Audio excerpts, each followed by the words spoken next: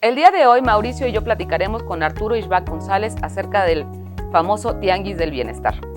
Y bueno, también comentaremos las afectaciones a la industria del calzado, el vestuario y sobre todo los juguetes. Y bueno, la ausencia de un marco legal que nos pueda ayudar a combatir esta ilegalidad. No se lo pierdan, va a estar muy interesante.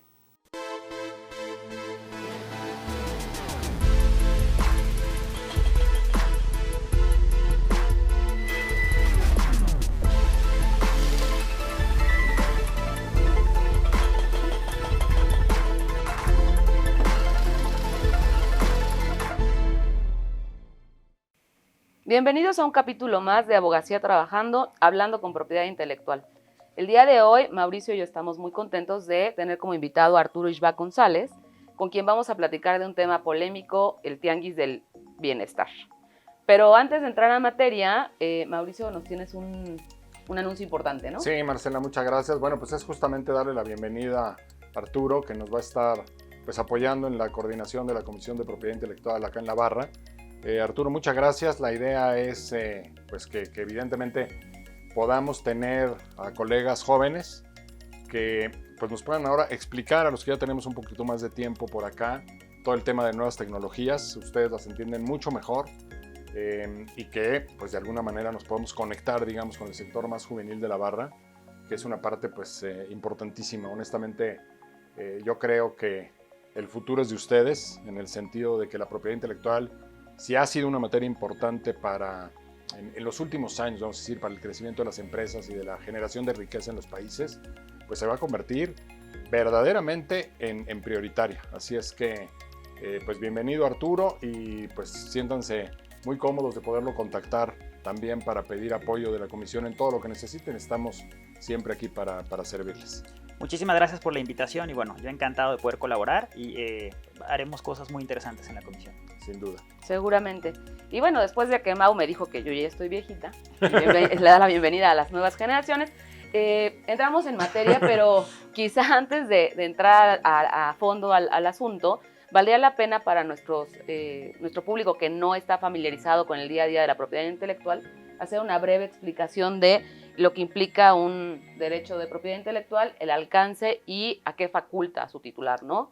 ¿Estamos de acuerdo? Sí, adelante. Okay. Bueno, en términos generales, los derechos de propiedad intelectual, hablemos de marcas, de obras protegidas por derechos de autor, otorgan a sus titulares, uno, el derecho de usar ese signo distintivo o bien obra protegida, pero también, y de manera muy importante, el impedir que terceros usen su derecho sin su autorización. Llámese que un tercero use la misma marca o una marca semejante en grado de confusión para los mismos productos, o bien que reproduzca sin su autorización una obra protegida por derechos de autor, o que la mutile, o que la parafrasee y demás.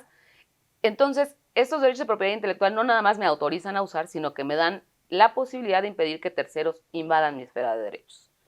Este derecho excluyente se puede hacer valer ante autoridades de índole administrativa o judiciales. Por un lado tenemos la sede administrativa en el Instituto Mexicano de la Propiedad Industrial y por otro lado pues tenemos el mecanismo de acudir vía penal mediante una querella o bien a través de un juicio para el reclamo de daños y perjuicios.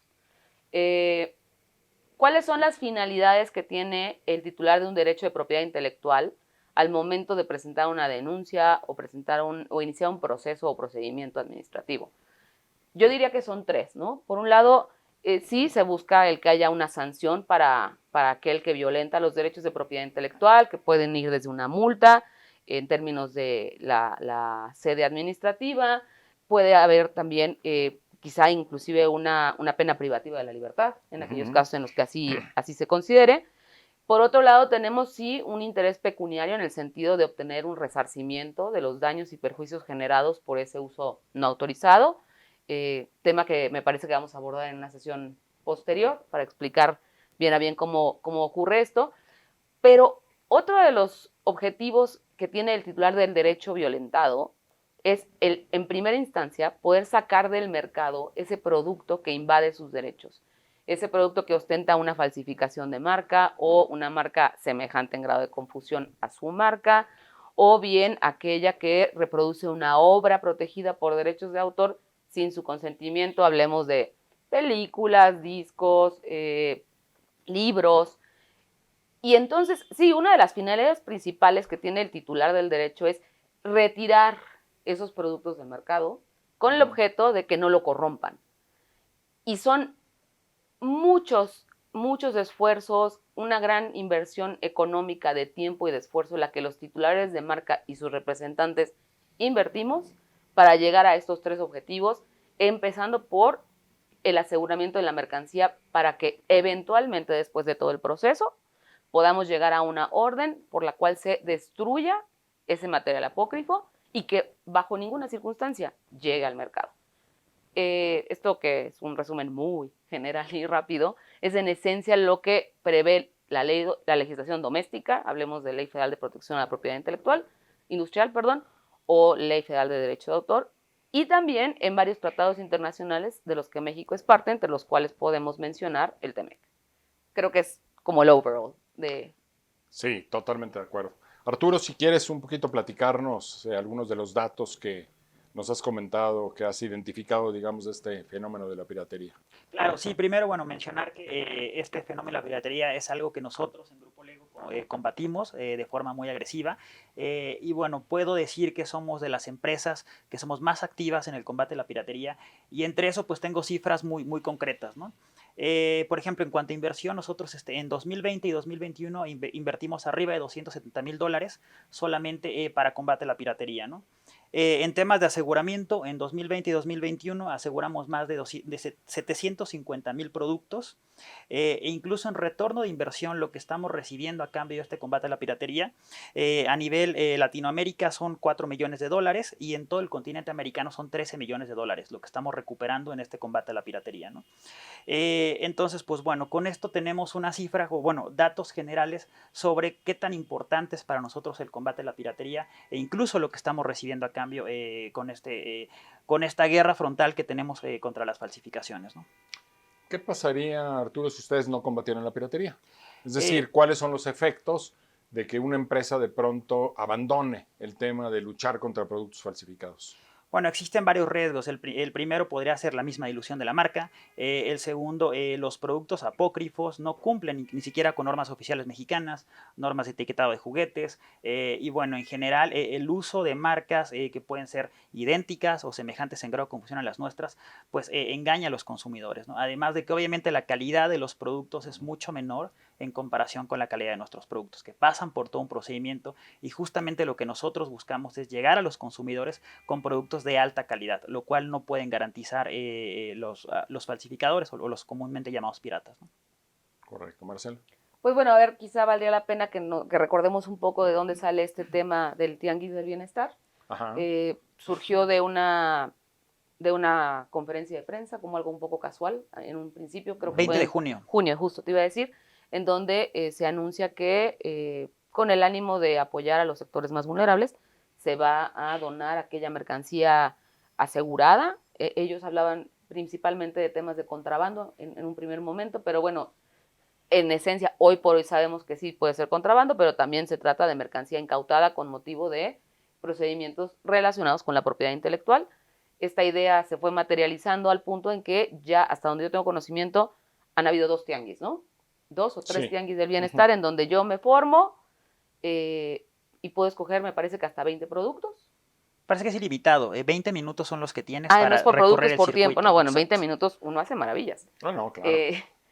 Y nos dimos cuenta, y esto sobre todo por redes sociales, porque a mí por lo menos me llovió por Twitter, una cantidad de productos, sobre todo de vestuario, que ostentaban falsificaciones de marcas reconocidas en el ámbito del vestuario y curiosamente en el inventario que el propio gobierno presentaba decía, no contamos con certificado de autenticidad.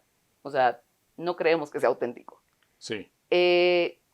Y lo relevante es, creo yo que es, por un lado, sí lo que implica para los titulares de la marca, pero también lo que implica para el riesgo del consumidor y lo que puede representar en términos de riesgos de incumplimiento de tratados internacionales, ¿no? Sí, y bueno, yo creo que aquí un poquito, digamos, hay que repasar qué está pasando, digamos, en el ámbito penal, que sería la vía que más se utiliza para llegar a confiscaciones de productos de este tipo.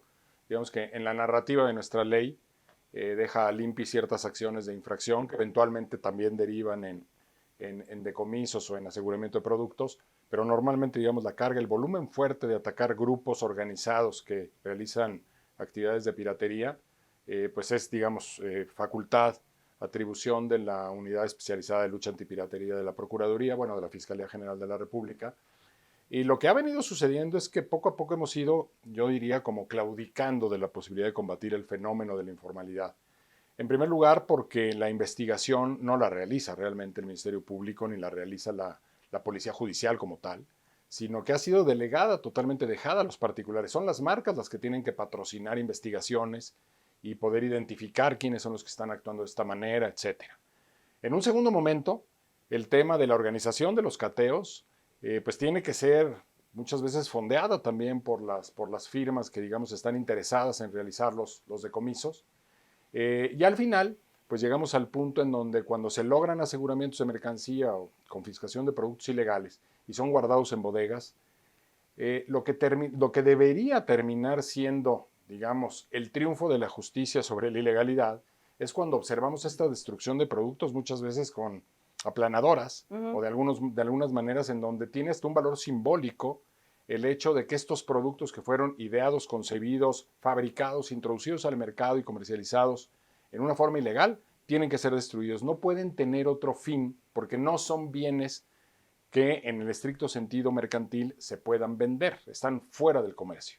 Y sin embargo, digamos, lo que se convierte en un tema, yo creo que totalmente controversial, es que esos productos que son inservibles per se, porque son ilegales, sean reintroducidos por la propia autoridad, que es la obligada a retirarlos del mercado, que sean reintroducidos bajo este argumento de que, bueno, pues son productos que están estorbando en las bodegas y que le pueden servir a la gente. Y entonces, bajo esta premisa, son regresados al mercado. Eso, pues evidentemente que nos exhibe como país, nos pone en una situación, yo creo que mala en el sentido de la imagen que lanzamos en términos de promoción de inversión y de seguridad jurídica y Estado de Derecho, y tiene que revertirse desde mi punto de vista. No hay manera de que esos bienes puedan ser reconvertidos para una situación de legalidad. Y nada más para terminar mi intervención, perdón por abusar un poco del tiempo, ¿qué es lo que pasa con la piratería? Es decir, no es un fenómeno aislado, es un fenómeno que genera informalidad, pero es también un fenómeno que ha sido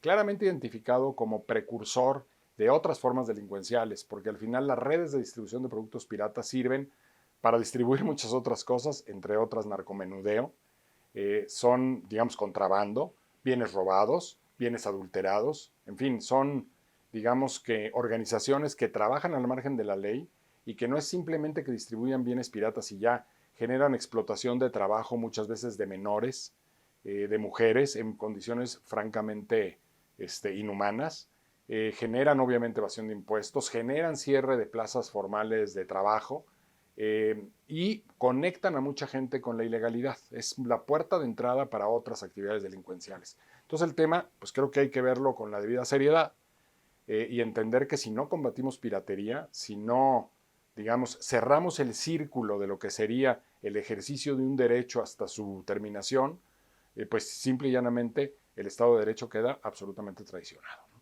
Definitivo. Mi Sí, y opinión. como dices, el tema del incumplimiento de diferentes compromisos que tenemos. Y a mí me gustaría mucho que escuchar tu punto de vista desde la empresa, ¿no? De lo que puede implicar esto. Pero antes de eso, pues el tema de los tratados internacionales, particularmente el TEMEC, que ahora presumimos con bombo y platillo porque acabamos de tener el aniversario. Y por un lado tenemos algo en el papel y por otro lado la realidad implica otra cosa. Sí, totalmente. Y bueno, me quedo incluso con lo que mencionaba Mauricio sobre la legitimación que tendrían estos productos apócrifos al ser reintroducidos al mercado, ¿no? Y muchos de ellos ni siquiera van a ser usados por por los destinatarios, sino van a revender los productos, ¿no? Y bueno, sí, como mencionas también las violaciones francas al TEMEC, a ADPIC incluso, que se está mencionando que la finalidad de los productos decomisados tiene que ser la destrucción, siempre, ¿no? Entonces, en el momento en el que el gobierno mexicano, el Estado, legitima estos productos y los reintroduce al mercado, mercado, está en una franca violación de este tipo de tratados internacionales, y no se diga de nuestra propia Ley Federal de Protección a la Propiedad Industrial, ¿no? Entonces, pues eso que hace, deja a las empresas en un estado de indefensión incluso, donde estos programas de brand protection que tienen las empresas o de combate a la piratería se vuelven, digamos, obsoletos, innecesarios, e incluso como empresa y muchas empresas extranjeras pueden reconsiderar la inversión que están realizando en el país para el combate a este tipo de delitos, porque entonces, ¿de qué sirve finalmente presentar una querella si te vas por la vía penal, o una solicitud de declaración administrativa si te vas por la vía del Instituto Mexicano de la Propiedad Industrial, si al final vas a seguir un procedimiento y aun cuando obtengas una resolución favorable por parte del INPI o un ejercicio de la acción penal, si te vas por esta vía, al final los productos igual van a ser reintroducidos al mercado, ¿no? Entonces se vuelve un círculo vicioso que no tiene ninguna razón de ser, ¿no? Y lo que va a hacer justamente es retirar la inversión de las empresas extranjeras que hacen en México, ¿no? Y bueno, finalmente también, y me gustaría insistir sobre la calidad de los productos, ¿no? Que están llegando, bueno, se menciona vestuario, calzado, juguetes, electrodomésticos, que no han pasado por las normas requeridas y que están en franca violación de la ley. Y bueno, con esto les estamos dando productos que los consumidores no van a tener la misma calidad de un producto original, ¿no? Déjenme nada más, perdón Marcela, Arturo, agregar un tema que yo creo que muy gráficamente demuestra lo que puede un producto pirata producir.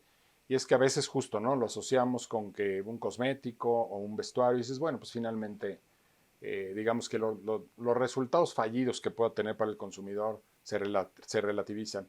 Pero cuando hablamos, por ejemplo, de cables eléctricos, hay una gran actividad pirata, digamos, con ese tipo de productos y resulta que cuando hay un incendio, pues probablemente no sabemos qué lo propició, pero pueden ser cables de pésima calidad que pasaron por ser cables buenos, digamos, que cumplían normas a partir de que la marca que los identifica parecía garantizar eso a los consumidores, o las balatas de un automóvil que de pronto pueden fallar simplemente porque no tienen la calidad de vida. Entonces a veces no vemos los efectos de los productos ilegales, pero se generan porque justo lo que Marcela explicaba sobre cuál es la función de la marca, que sí, le garantiza una titularidad y un derecho y unos beneficios al propietario de la marca, pero es también una función, un rol que cumple dentro del mercado de garantizar un origen y una calidad en forma perdurable para el consumidor.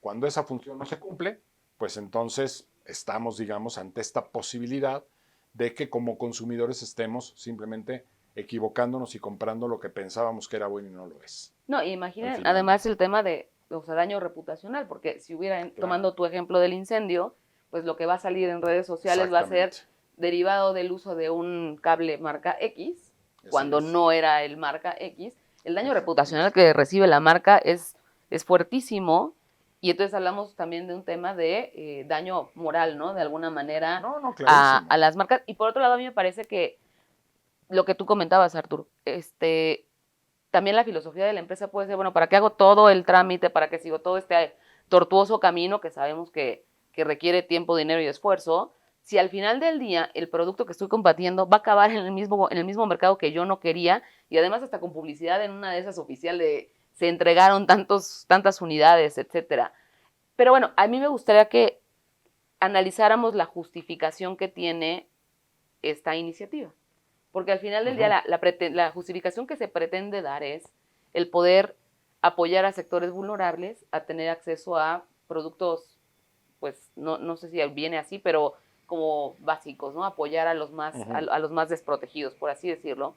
Y a mí me parece que ustedes tienen una iniciativa muy interesante que contrarresta este argumento que creo yo que de entrada no es válido, pero que ayuda a evidenciar que no es el único camino. Sí, totalmente, porque además siento que en el momento en el que le dan productos apócrifos justamente a los consumidores, los están tratando como díganos de segunda, ¿no? Deberían de, si el objetivo es que tengan acceso a ciertos bienes, pues deberías darle bienes originales, ¿no? Entonces, pienso que lo que debería de hacerse más bien es mejorar los mecanismos que ya existen para que la ley pueda ser efectiva, ¿no? Justamente la falta de recursos que tiene la unidad especializada en delitos de propiedad intelectual de la Fiscalía General de la República, tendríamos que mejorar eso, dotarla de recursos para que puedan combatirla, ¿no? Ahora, si el objetivo es ese, hablando de la industria en la que yo me encuentro, que es la industria del juguete, pues nosotros tenemos iniciativas de donaciones de productos, ¿no? Y por darte una cifra, el objetivo que tenemos en 2021 es de lograr una donación equivalente a 11 millones de pesos, ¿no? A través de Fundación Azteca, El Juguetón, a través del CRIT, hemos donado incluso a enfermeros, a doctores que están combatiendo la pandemia, al IMSS, y bueno, todos estos juguetes incluso son donados en lugares, en sierras que son muy lejanas a la Ciudad de México, que no tienen este acceso, ¿no? Que es justo el objetivo que está tratando de alcanzar el Tianguis del Bienestar, enfocándose en cuatro regiones, ¿no? Que es, me parece que es Guerrero, Veracruz, Chiapas y por ahí está Tabasco, si no mal recuerdo, ¿no? Entonces, al final del día, con estas donaciones ya se está alcanzando, ¿no? En 2020 también se hizo una donación importante, aún cuando estábamos en plena pandemia, ¿no? Entonces, a través de estas fundaciones estamos dotando de productos originales a los consumidores que tal vez no podrían tener acceso a ello, ¿no? Y los estamos tratando como personas, como mexicanos de primera, ¿no? Y no como mexicanos de segunda, que es lo que entiendo que el gobierno podría estar intentando al darles productos que son apócrifos y que ni siquiera cumplen con las normativas, ¿no? Sí. Entonces, bueno, creo que eso es en la industria del juguete, pero seguramente en la industria del calzado, del vestuario, existe lo mismo, donaciones, programas con sus propias fundaciones y se está, digamos, logrando ese objetivo sin necesidad de violar leyes ya existentes ni tratados internacionales. Bueno, y en ese sentido creo que vale la pena simplemente considerar que cada vez que un producto pirata satisface la demanda de un consumidor, un producto legal deja de hacerlo. Es decir, se pierde esa posibilidad de que se genere un puesto de trabajo, que se genere una cadena productiva legítima que crea riqueza, porque muchas veces justificamos la piratería con el tema de decir, bueno, por una parte pues genera empleos y por otra parte pues le permite a cierto segmento de la población acceder a ciertos bienes de cierto tipo de marcas. Bueno, primero, jamás los bienes de esta naturaleza van a igualar a los originales, en ningún sentido. No tienen las mismas prestaciones, ni la misma calidad, ni justamente, digamos, la lógica del mercado pirata es ofrecer un producto de mucho menor costo a través del engaño. Y por otra parte, cada vez que se genera un puesto de trabajo en la informalidad, se está quitando la posibilidad de que se genere en la industria formal, en un trabajo que paga seguridad social, que produce bienestar, que produce cadenas productivas, etc. Entonces, pues digo, francamente creo que sí tenemos que repensarlo. Además, desde el tema de preguntarnos qué tipo de país queremos ser, ¿no? Porque la piratería sí está conectada, digamos, con un sentimiento muy social, yo diría. ¿En qué parte? En que todos vemos este tipo de productos en las calles, todos los vemos en los mercados, muchas veces los adquirimos. Las encuestas realizadas por Profeco, por asociaciones, por cámaras de comercio, indican el altísimo nivel de consumo que tenemos en el país de productos de esta naturaleza. Algún estudio de Profeco de hace, no sé, unos 4 o 5 años indicaba que 8 de cada 10 mexicanos han comprado productos piratas y 4 de cada 10 los consumen regularmente.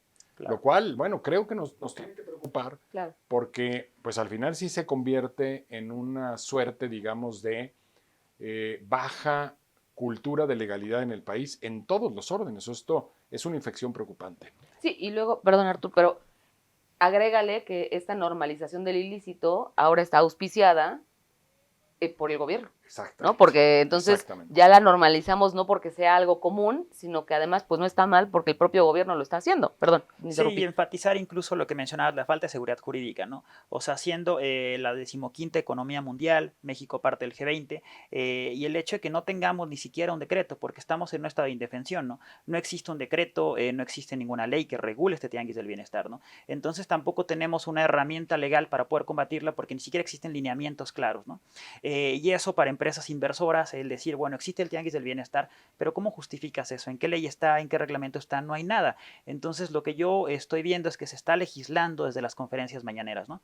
Lo cual es bastante complejo porque, como reitero, nos deja en un estado de indefensión completo cuando ya existen herramientas que están en la ley, que están en tratados internacionales para combatir justo este delito, y ahora se está fomentando sin ni siquiera tenerlo en una ley, en un reglamento, ¿no? Claro, ¿qué impugnas?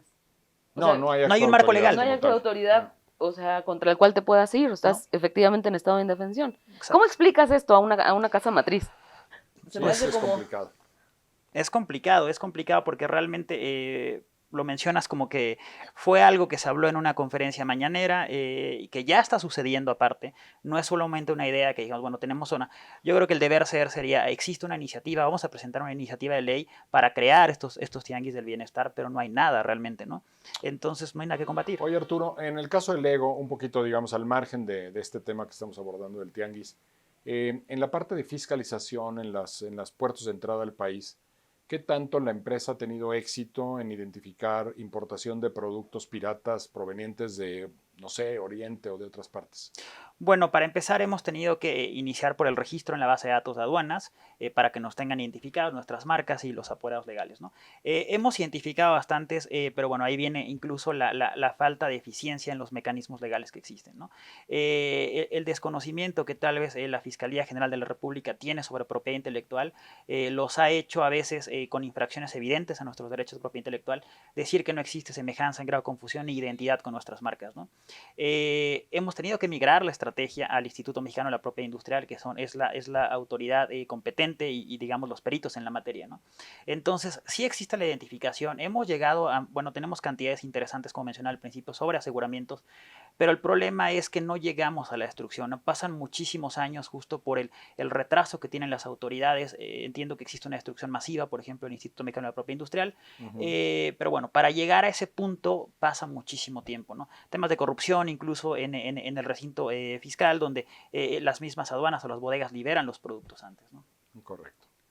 Sí, bueno, también, y quizá ahí nos puedas dar un poco de luz, uno de los argumentos es que el almacenamiento del producto apócrifo genera un costo a cargo del erario público.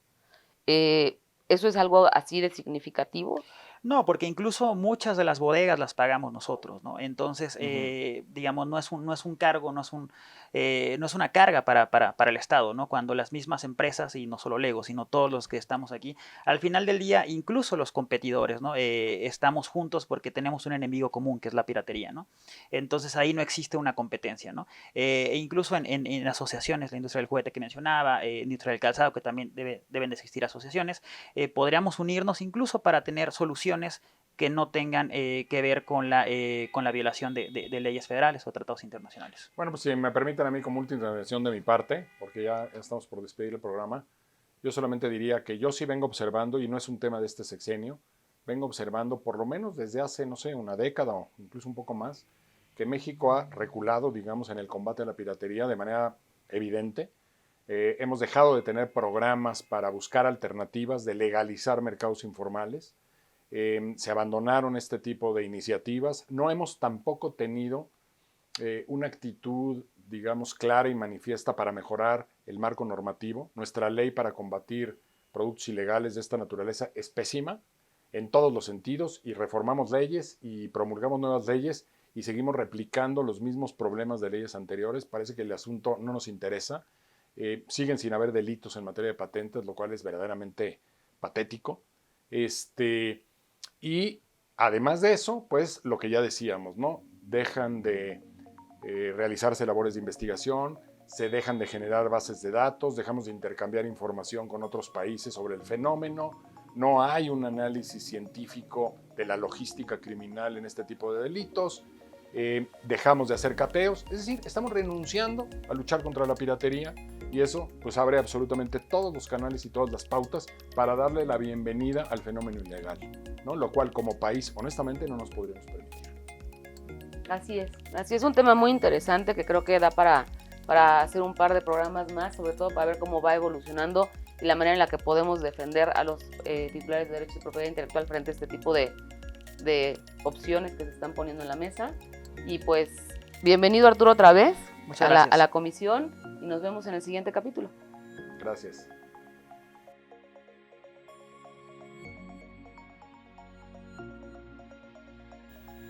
Una conversación muy interesante acerca de lo que implica el tianguis de bienestar en cuanto a imagen, en cuanto a inversión, y sobre todo el poner el foco de atención en que esta no es la manera de resolver un problema que sí puede ser válido, pero no puede justificar la ilegalidad. Y abordamos también soluciones alternas para combatir este problema y bueno, nos dejan muchas dudas también y algunas respuestas sobre la ausencia de este marco legal. No se les olvide seguirnos en nuestras redes sociales y acompáñenos en el siguiente capítulo.